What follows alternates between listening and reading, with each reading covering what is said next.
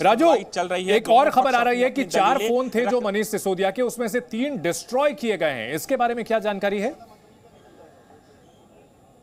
देखिए 3 फोन के बारे में, 4 फोन के बारे में निश्चित तौर पर ये बातें आई थी और जांच के दौरान भी आई थी, जिसे मनीष सिसोदिया ने डिस्ट्रॉय किया था। क्योंकि कल भी जब मनीष सिसोदिया से पूछताछ की जा रही थी तो इस बात का भी जिक्र किया गया था। मनीष सिसोदिया ने अपने कई ऐसे सिम हैं जिसको वो तोड़ के फेंक दिए थे, कई ऐसे चैट हैं उसे डिलीट किया था, फ़ोन को डिस्ट्रॉय किया था। इस बात को भी लेकर सीबीआई की तरफ से कोर्ट में दलीलें रखी जा रही हैं कि वो कितने फ़ोन थे, फ़ोन डिस्ट्रॉय करने के पीछे क्या वजह था। हालांकि सीबीआई का कहना है कि कई ऐसे जो एविडेंस हैं जो डिस्ट्रॉय किए गए थे उसे रिट्रीट कर लिया गया, यानी सीबीआई ने उसे साइबर के जरिए उसको फिर से रिट्रीट कर लिया। तमाम जानकारी मिली है, इलेक्ट्रॉनिक एविडेंस उसी की जिक्र यहाँ पर किया जा रहा है कि इलेक्ट्रॉनिक एविडेंस कुछ मिले हैं जिसके बारे में, चैट के बारे में जानकारी मिली और उसी एविडेंस को सामने रखकर सीबीआई जब कुछ उनसे मनीष सिसोदिया से पूछताछ कर रही थी तो उसका जवाब सीधे तौर पर वो नहीं दे पाए थे। और यही दलील कोर्ट रूम के अंदर भी रखी जा रही है कि मनीष सिसोदिया ने जो 3 मोबाइल फ़ोन है उसे डिस्ट्रॉय किया, सिम कार्ड को डिस्ट्रॉय किया, कुछ जो चैट्स हैं उसे डिलीट किया। तो इन तमाम बातों को लेकर राउज एवेन्यू कोर्ट में दलीलें चल रही हैं। अब देखना होगा इन दलीलों को सुनने के बाद जो कोर्ट है, जो एम नागपाल के जस्टिस हैं, वो कितने दिनों के रिमांड पर भेजते हैं। क्योंकि आमने सामने जो 2 एक्यूज हैं, जो सरकारी एक्यूज हैं, उनको आमने सामने बैठाकर सीबीआई की टीम मनीष सिसोदिया को रखेगी और तमाम जो एविडेंस मिले हैं उस एविडेंस के आधार पर आगे की पूछताछ करेगी। बिल्कुल, जो तमाम एविडेंस मिले हैं उसके आधार पर पूछताछ करेगी। इस बीच अंदर जो दलीलें दी जा रही हैं वो भी हम आपको लगातार दिखा रहे हैं। इसमें सफाई दी गई है कि 2021 में एलजी ने उस पॉलिसी को मंजूरी दी, कोई फोन कॉल उनसे नहीं जुड़े हुए हैं, मैसेज उनसे जुड़े हुए नहीं हैं। और यह भी कहा है कि पुराने फोन का मैं क्या करता। 4 में से 3 फोन जो डिस्ट्रॉय किए गए हैं उस पर जवाब यह दिया गया है कि पुराने फोन का मैं क्या करता। दरअसल सीबीआई ने कहा कि 4 में से 3 फोन सिसोदिया ने नष्ट कर दिए। हालांकि उसके अंदर जो भी डिटेल्स थी वो इलेक्ट्रॉनिकली रिट्रीव कर ली गई हैं, यानी फिर से हासिल कर ली गई हैं। घोटाला हुआ ये कहा जा रहा है और इस मामले में घोटाले के जरिए कुछ प्राइवेट प्लेयर्स को फायदा पहुंचाया गया और उन लोगों ने 100 करोड़ रुपए पार्टी फंड में ट्रांसफर किए। और मनीष सिसोदिया के वकील डिफेंस में लगातार ये कह रहे हैं कि मनीष सिसोदिया लगातार सहयोग कर रहे हैं, लिहाजा उनकी कस्टडी की जरूरत नहीं है। साथ ही साथ पुराने फोन का क्या करता, इस वजह से वो डिस्ट्रॉय किया गया। ये तमाम बातें आ रही हैं। सीबीआई की दलील पर वकील का जवाब दिया जा रहा है। सवाल जवाब का सिलसिला अंदर चल रहा है दलीलों का। राजू, और कोई अपडेट इस मामले को लेकर और कितनी देर यह सुनवाई हो सकती है?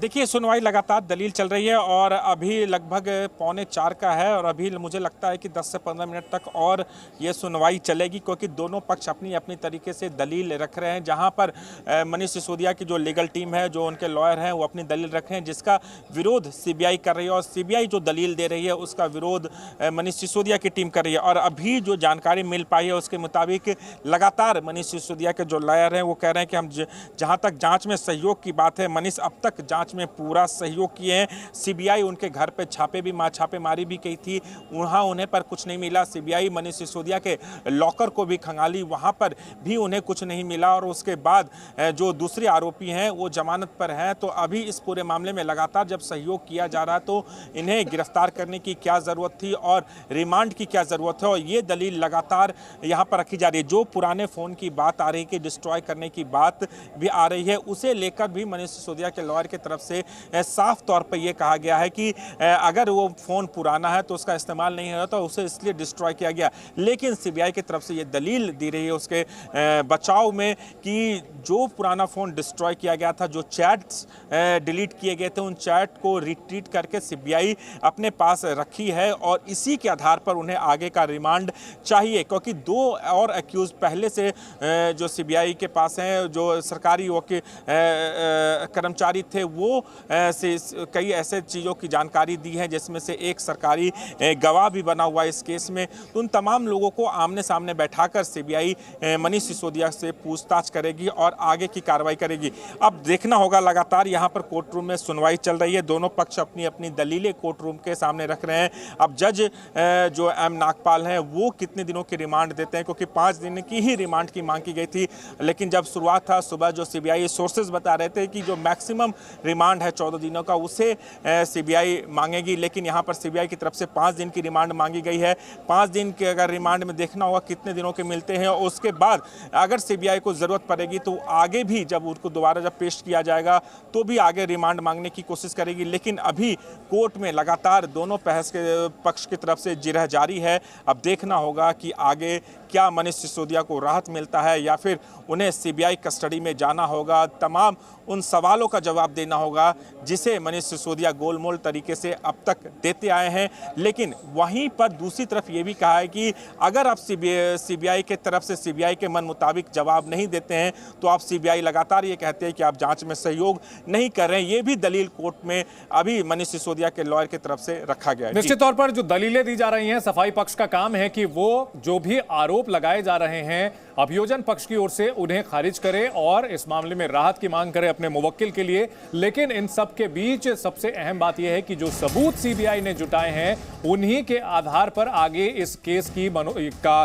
क्या रुख रहेगा ये तय होगा। सीबीआई की ओर से अब समय लिया गया है और पूरी तैयारी के बाद मनीष सिसोदिया को गिरफ्तार किया गया है और माना यह जा रहा है कि जो गवाहियां हुई हैं, जिन लोगों को पहले गिरफ्तार किया गया है, जो सरकारी गवाह बने हैं, उन लोगों ने मनीष सिसोदिया के बारे में जो बातें बताई हैं उसके बाद पुख्ता सबूत मिले हैं और तभी मनीष सिसोदिया की गिरफ्तारी की गई है। क्योंकि एक बेहद हाई प्रोफाइल मामला है। दिल्ली के उप मुख्यमंत्री मनीष सिसोदिया जो कि आम आदमी पार्टी के वरिष्ठ नेता भी हैं और आम आदमी पार्टी उनके पीछे चट्टान की तरह खड़ी नजर आ रही है। इस मामले को लेकर लगातार और भी आक्रामक हो रही है। डिफेंस में जाने के बजाय, डिफेंसिव होने के बजाय आम आदमी पार्टी और भी आक्रामक रुख अपना रही है और केंद्र सरकार पर निशाना साध रही है। अपने वोटरों को, अपने समर्थकों को यह समझाने की कोशिश की ये जो कार्रवाई है ये गलत तरीके से की जा रही है। सीबीआई के पास कोई सबूत नहीं होने का दावा किया जा रहा है और मनीष सिसोदिया की निजी ईमानदारी का हवाला भी दिया जा रहा है और मनीष सिसोदिया को कट्टर ईमानदार बताते हुए यह दावा किया जा रहा है कि मनीष सिसोदिया के पास एक भी रुपए का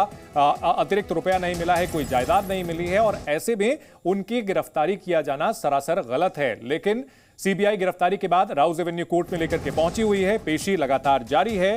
अंदर जो जानकारी मिल रही है, जो दलीलें दी जा रही हैं, हम आपको लगातार दिखा रहे हैं। एलजी की मंजूरी के बाद कमीशन बढ़ा, ये सफाई वकील का दावा है। मनीष सिसोदिया के वकील का दावा, रिमांड का आधार जो है वो गैर कानूनी है। मनीष सिसोदिया के वकील का दावा, जो कमीशन बढ़ाया गया था उस पर एलजी की भी मंजूरी थी। एक ये अहम दलील दी गई है मनीष के सिसोदिया के वकील की ओर से। 2021 में एलजी ने पॉलिसी को मंजूरी दी थी। सफाई दी जा रही है, कोई भी फोन कॉल सिसोदिया से नहीं जुड़ा है, कोई मैसेज उनसे नहीं जुड़ा हुआ है, लिहाजा जो रिमांड का आधार है वो गैर कानूनी है, ये दावा किया जा रहा है। नवंबर 2021 में जो पॉलिसी लाई गई थी, आबकारी नीति, उसमें जो बदलाव किए गए थे वो बदलाव गलत तरीके से किए गए थे, एलजी की मंजूरी के बिना किए गए थे, ये दावा किया जा रहा है। और इसका नतीजा ये रहा कि प्राइवेट प्लेयर्स को फायदा पहुंचा, एक खास समूह को, कारोबारियों के समूह को फायदा पहुंचा और सरकारी खजाने को नुकसान हुआ, जिसकी वजह से बाद में इस नीति को बदल दिया गया, फिर से पुरानी नीति लागू कर दी गई। लेकिन इस दौरान जब तक यह नीति लागू थी तब तक 100 करोड़ रुपए गलत तरीके से ट्रांजैक्शन किया गया। ट्रांजैक्शन के जो लाभार्थी हैं वो आम आदमी पार्टी की ओर से हैं, यह दावा किया गया है सीबीआई की ओर से। इस मामले में विजय नायर जो कि आम आदमी पार्टी का एक बड़ा पदाधिकारी है, उसको भी अरेस्ट किया गया था, उससे भी पूछताछ चल रही है। साथ ही कई और नाम हैं जो कि इस पूरे मामले के किरदार हैं और घूम फिर कर सुई अब मनीष सिसोदिया पर टिकी हुई है, जिन्हें राउज एवेन्यू कोर्ट में फिलहाल पेश किया गया है।